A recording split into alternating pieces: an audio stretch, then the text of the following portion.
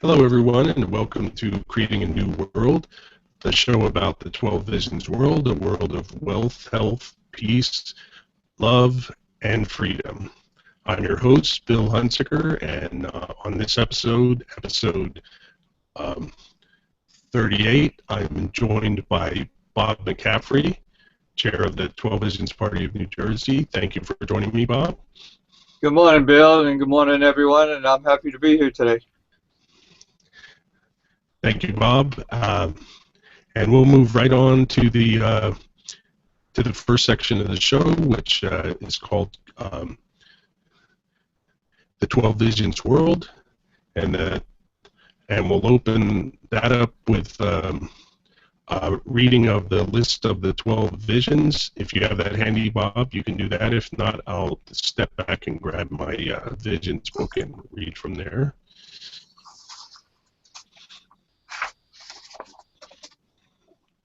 I can read the 12 visions off the 12 Visions Party bookmark. That's perfect. Okay. Vision 1, become the person you were meant to be. Vision 2, live the life you were meant to live. Vision 3, feel extraordinary every day. Vision 4, slow down aging permanently.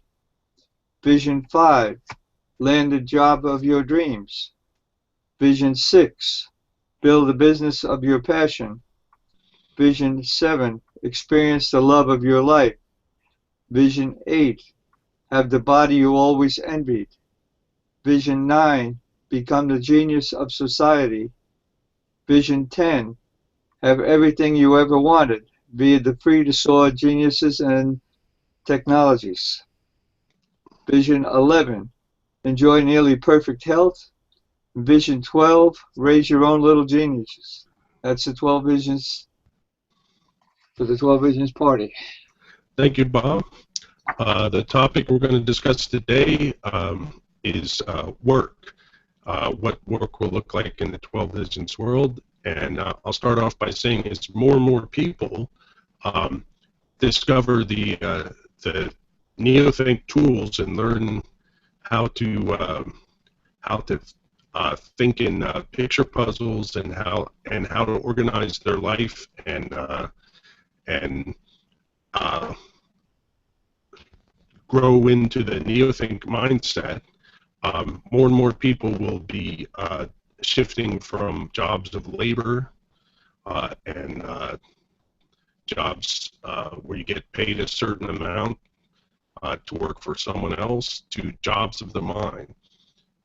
People will be creating their own companies and following their Friday night essences, basically what they're passionate about, and using their minds to create values and share them with other people.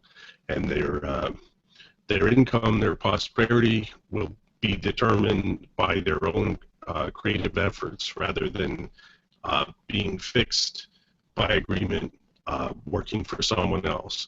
And they will use their minds and technology to invent things, to create things, and to share them with others for mutual exchange of value. And there will also be a medium of exchange, but it'll be one agreed upon by all the people involved and not one forced on them, such as we have now with the American, the Federal Reserve note here in America. It won't be money forced on them by a government, but it'll be a medium of exchange agreed to by everyone. So everyone will basically be working for themselves, doing what they're passionate about, and just basically creating things of value or services and sharing them with others in exchange for their things of value and services, and also for a medium of exchange, so everyone has some way of meeting their basic needs without actually having to barter for instance, food and so on. Do you have any comments on that, Bob? Basically, what I'm seeing, based on Mark Hamilton's readings and what I'm doing and things that I've got going on, I'm going to be a very wealthy entrepreneur, and I'm going to have a number of businesses that I'm going to be working with.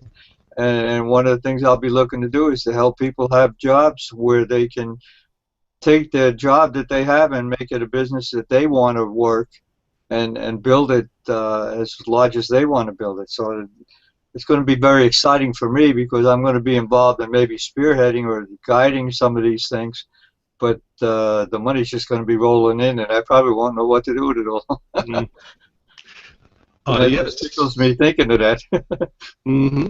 And also that money will go a lot further Yes, because as more and more people invent new technologies and new ways of producing goods and new services and new ways of providing those services, the cost of all of those things will go down so that the money you have will go much further than it does today. right.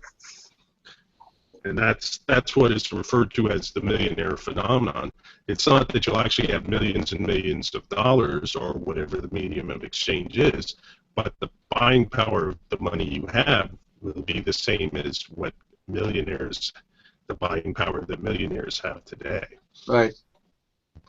Yeah, the other aspect of this is that people, for the most part, will no longer be working for other people or working for other people's companies, but they will be working with them, uh, running their own mini company that is coordinated with the company they're working with, and they will be responsible for all the expenses involved in what they're doing, and their effort and creativity will determine their prosperity, their profit from working on that, on whatever particular project or projects they're working on with that company or other individual. Hmm. So what are considered jobs today in the world we live in today will cease to exist because no one will want to work for a fixed amount of money, no matter what effort they put in. They would rather have a job where they're what they receive in return is directly proportional to the effort that they put in. Right. And that's what a job of the mind, a job of rather than a job of labor is, where your effort and creativity determine your income rather than an agreement or possibly, just your efforts in producing something. And of course, in the 12 Visions world, there will be no payroll taxes, no no Medicaid, so everything that you generate through your effort and creative efforts will be yours and not taken from you by the government. Yeah. So, and that will simplify everything because there will be no keeping track of what money is taken for payroll taxes. Hmm. And so therefore there won't be that kind of overhead in tracking your income.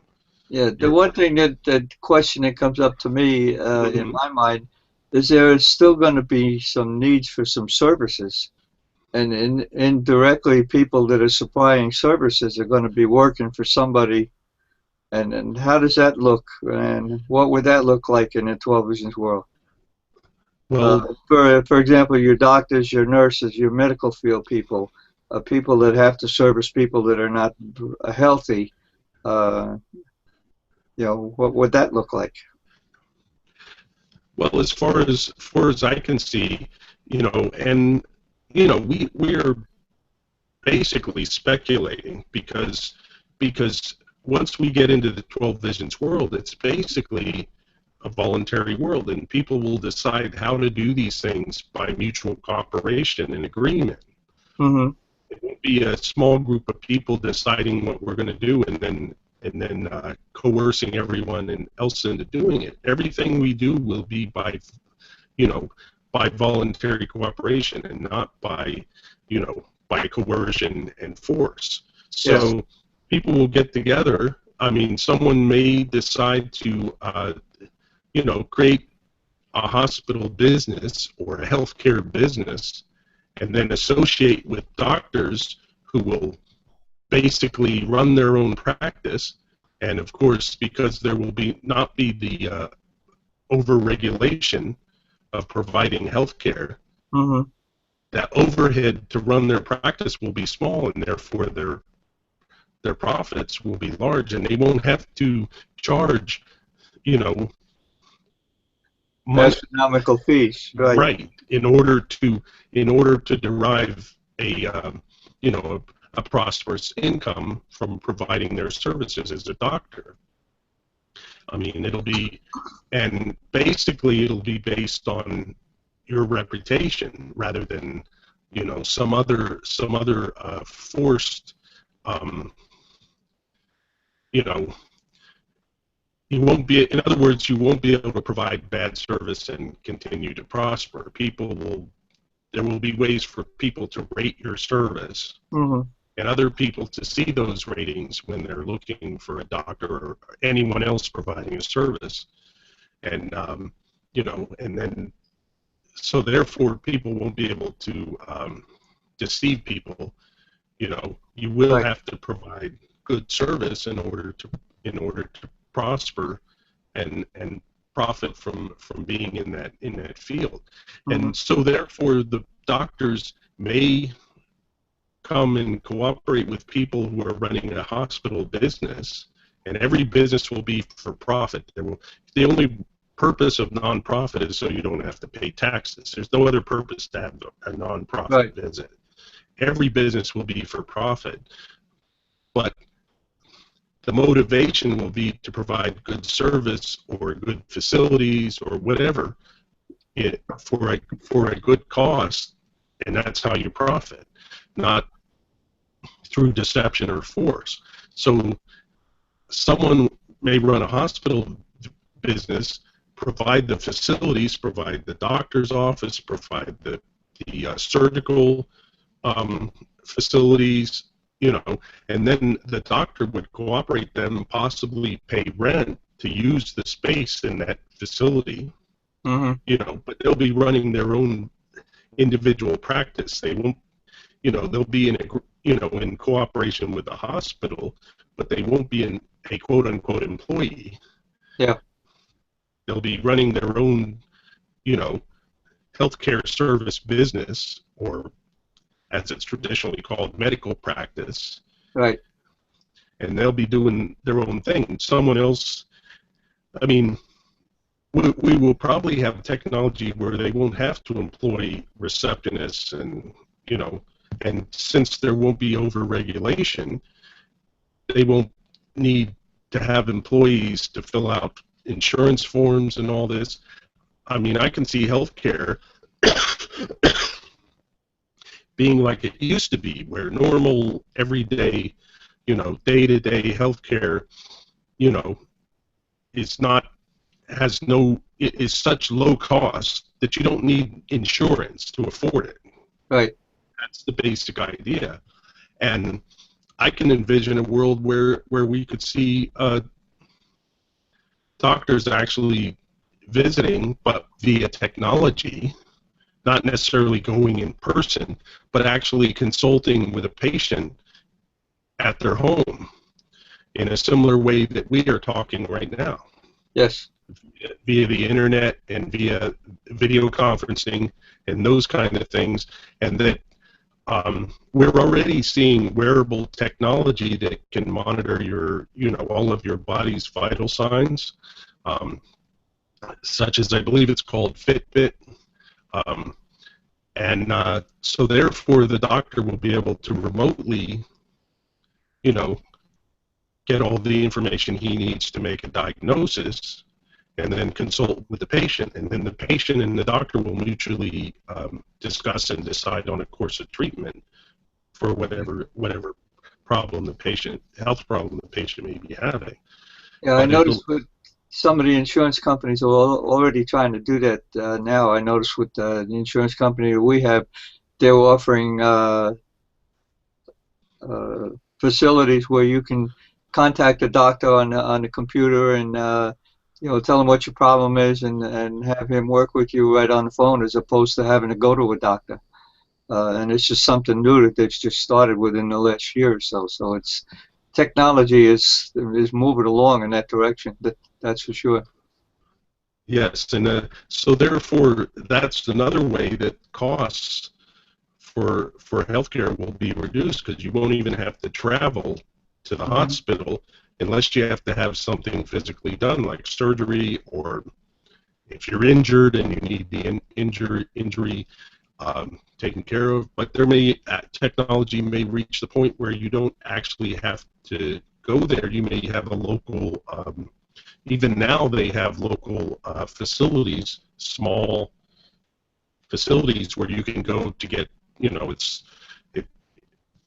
where you can get these things done rather than going to the hospital or going to the emergency room.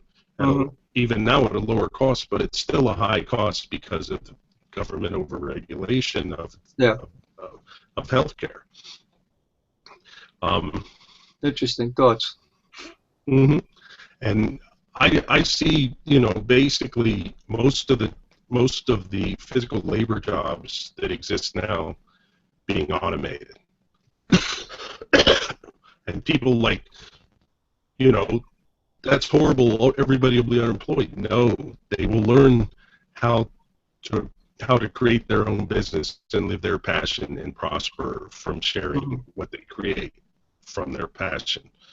Everyone is capable of doing that except for people that actually have physical or mental disabilities that prevent them from doing it. Everyone else is capable of doing that. All they need is the right conditions. Unfortunately, the world we live in today makes it so difficult, especially, makes it so difficult to basically start a business yourself and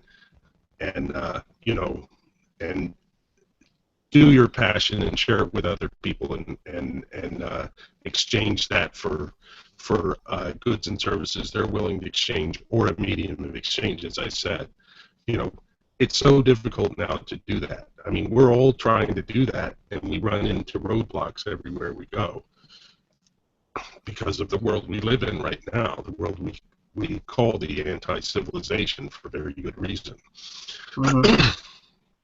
And so basically, machines will do most of the manual labor that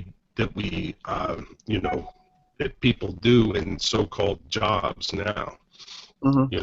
And that'll free people up to learn to follow their passion and to be creative and prosper in that way through their own efforts. And that's the kind of world I want to live in. Not a world where you have to petition the government to give you a raise, which is part of what's going on right now with the talk about raising minimum wage and all those sort of things. Yeah. I mean, we live in an expensive world, and and the way things are right now, so many people don't have skills or an understanding of what they can do, and they have to accept these labor jobs that don't even pay enough to meet your needs in the expensive world we live in right now. See, in the future, I guess, is people in some of these labor jobs, like your auto mechanic, for example. I don't think they're going to be able to get one machine that's going to be able to repair all the automobiles. But you'll have a mechanic that'll be doing that, and basically he'll be like a subcontractor, and he'll negotiate his fees with, if he's working with a group in a service station, he'll negotiate fees on what he's going to do, or he'll be contracting and renting space and then doing his own business and negotiating directly with his customers. So, and basically he's going to get the customers that are going to come back to him because they appreciate what he's doing and he's doing a good job. Yeah, I see both transportation vehicles of all types growing in such a way that they require less and less maintenance, and also being self-repairing also. But I also see technology developed where a mechanic will not actually physically work on the car, but will run programming and run the device that actually works on the car. Yeah. You know, and does all the physical work, whereas the mechanic does the diagnosing and determining what the problem is, what part needs to be replaced, etc. And we're already at the point now, modern cars can basically tell you what's wrong with them. You know, Yeah. you hook up to the computer and it says, you know, it tells you what's not working properly. And that will continue to grow. It's going to be very interesting to see that machine that actually does the physical work, because you know that in itself has got to be a challenge to design and develop.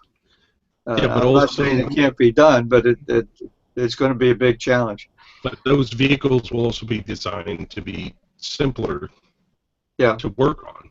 I mean, we basically got overcomplicated machines, and they're learning ways to simplify them, but we also have the problem, again, of government regulation, which forces us to do things in certain ways, and also makes it difficult to find new sources of energy rather than petroleum, you know, rather than gasoline for our vehicles, or diesel, which are very inefficient and dirty ways to produce energy for a transportation vehicle, for a vehicle. You know, there are much more efficient ways to do that. We just need the technology and the infrastructure. And, you know, I mean, I think electric cars are really the way. I don't think hydrogen, you know, hydrogen cells, although, because you have to create a whole hydrogen infrastructure in order to do that. We already have an electricity infrastructure, which can be improved over and over. I like the way our discussion is moving on from the original topic. I think it's great. Just want to acknowledge that we've strayed into a tangent, but it's a wonderful tangent. And we have now technology that's just beginning to be developed, where you have, you know, solar energy and basically energy storage devices. The Tesla, I forget what it's called, but it's a huge battery to store electricity for your house. So if you have, you know, if you have solar energy panels on your roof and wind power generators and turbines and those sort of things on your house, you can generate your own electricity just from the sun and the air, and store it, and not rely on purchasing electricity from a company. You know, become self-sufficient in that way, and that will reduce your costs, your living costs.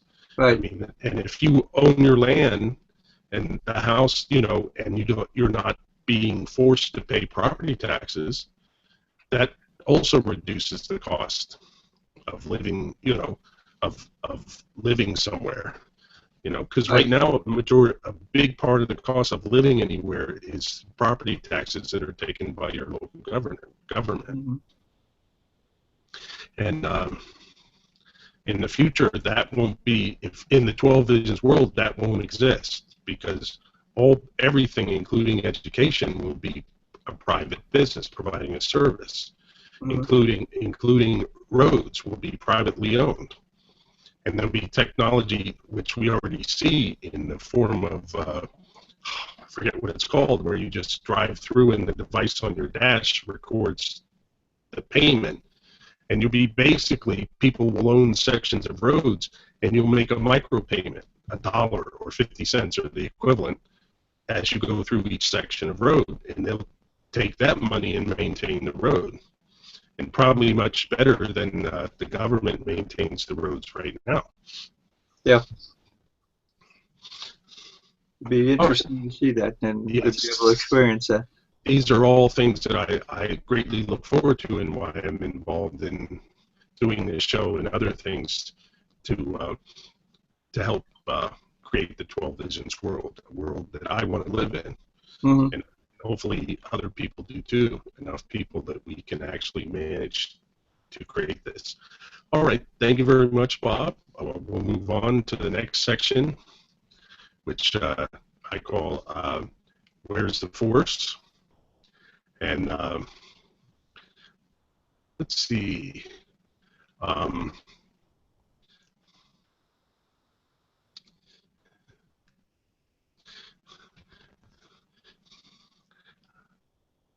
The topic will be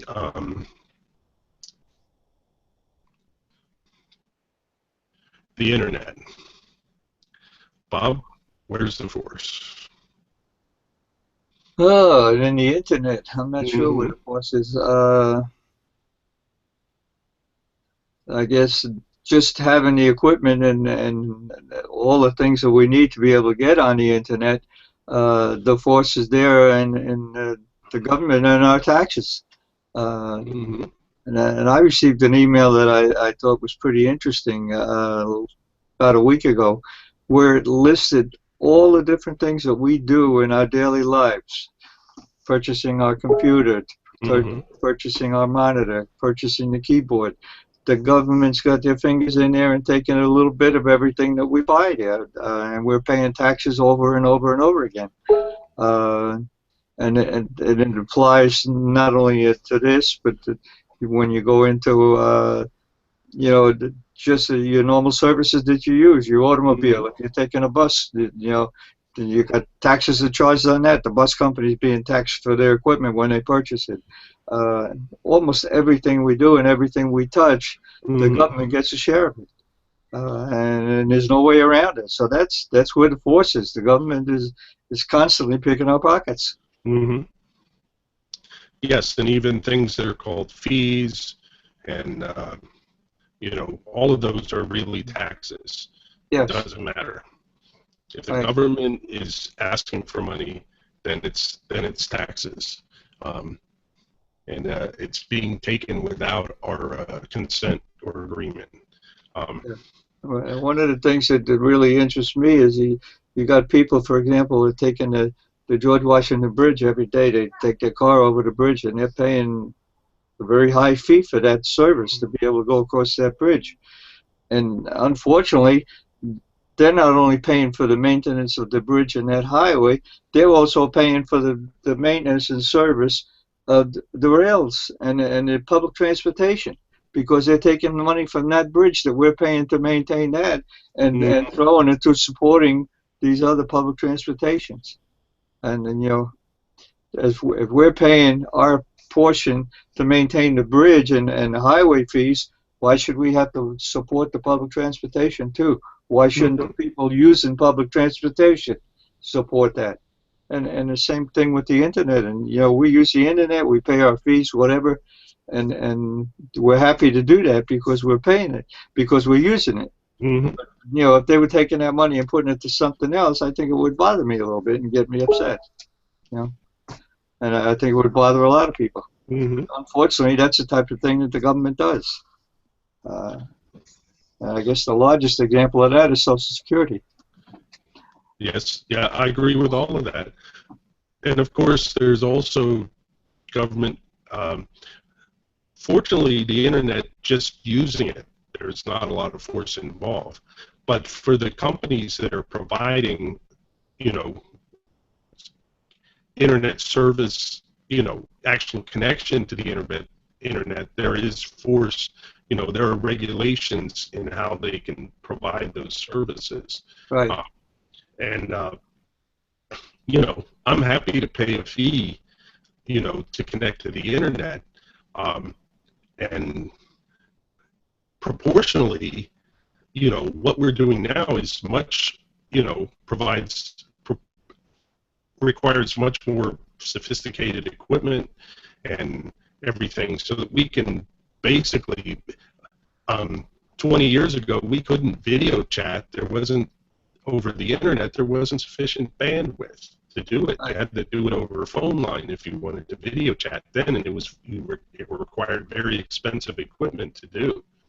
And so even though I'm paying much more now to connect to the internet, I'm getting much more in exchange for what I'm paying than I Yes. was 20 years ago. Well, You we're know? also paying much more than what we should be paying because the government, from the companies that are supplying these services, the governments are taking their share out of what they receive. Yes, You know, and there's so that's raising our costs. yeah. Everywhere we go, the government is there taking their cut and making it more expensive, or making it more difficult for the company to provide the service, Hmm. and making it more difficult thereby. Um, so yeah, that's fortunately right now there are very few restrictions on what we can actually do on the internet. As you can see, if you look anywhere, you can basically see or hear anything you want to see or hear, no matter what it is. And that I think is, there should be no restrictions. I Hmm. mean, if you don't like something, don't look at it. Right. That's the basic thing. You know, don't The force biggest, other people not to be who want to look at it, not to be able to look at it. That's my position on it.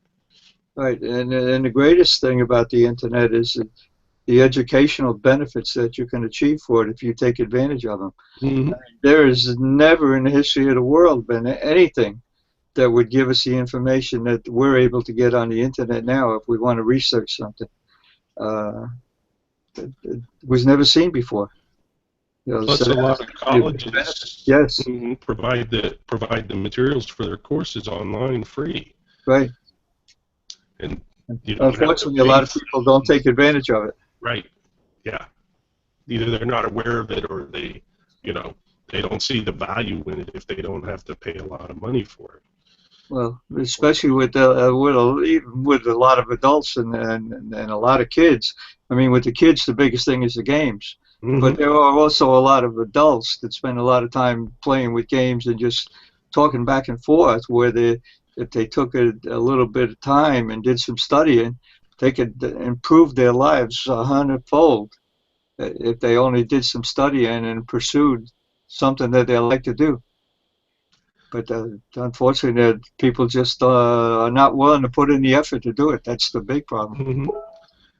But the opportunities are definitely there.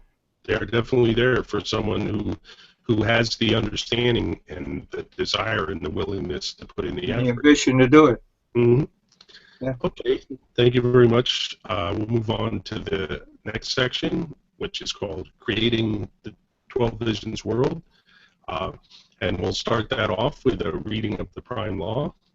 So if you want to go ahead and do that, Bob, you can. Otherwise, I can find a source.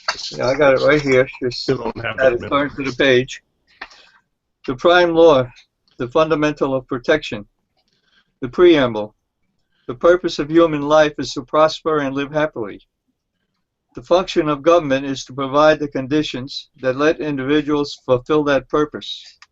The prime law guarantees those conditions by forbidding the use of initiatory force, fraud, or coercion by any person or group against any individual, property, or contract. Article 1. No person, group of persons, or government shall initiate force, threat of force, or fraud against any individual, self, property, or contract. Force is morally and legally justified. I'm sorry, this is Article 2. Mm-hmm. Force is morally and legally justified only for protection from those who violate Article 1. Article 3. No exception shall exist for Articles 1 and 2. The prime law is a fundamental, natural law of protection that directs all decisions and actions of the 12 Visions Party. The prime law may not be amended. That's the prime law. Thank you, Bob. We'll move on to, oh, interesting. I must have closed my national platform without intending to. So I don't see it, so I'm going to open it again. There we You go. want me to read the Seeds of Socrates? Sure. Go right ahead and read that. And And we'll go right into the beginning of the next section. I'll take over with the beginning of the next section, but you go ahead and read the Seeds of Socrates Okay. through the end of it. The Seeds of Socrates. In the 4th century BC, the city-state Athens was governed by representative democracy. The year was 399 BC at the famous trial of Socrates. Perhaps our planet's greatest benefactor was sentenced to death by Athens' justice system. Historic accounts reveal that Socrates could have averted the politically motivated death sentence, but Socrates refused. Even when given the opportunity to escape from jail prior to drinking the poisonous hemlock, Socrates refused. Athens' justice system convicted and sentenced him to death, and Athens was going to get exactly that. At 70-year-old, Socrates sacrificed his life to leave the world his greatest political message. You going to read the next section? Oh, you can read the next section, too. Okay. Socrates' greatest political message. Socrates' greatest political message was, society and its citizens must live by its rule of law, as did Socrates at the cost of his own life. The law, however, had better be flawless law, or society will lose its greatest benefactors and values, as Athens lost Socrates. Socrates planted the seeds of Hamilton America, of the 12 Visions world. Society must be governed by the rule of law, flawless law. 24,000 years ago, Socrates decided his beautiful message was worth dying for. Socrates' sacrifice has not been lost. Today, 24,000 years after the trial of Socrates, the 12 Visions Party will manifest its greatest political message. Live under the rule of law, flawless law. The flawless law, of course, is the prime law. Thank you, Bob. And that's 2,400 years, not 24,000 years, but that's okay. Oh, I'm sorry. Not a problem. Right. Okay, and that we'll move on to part 2 of the national platform.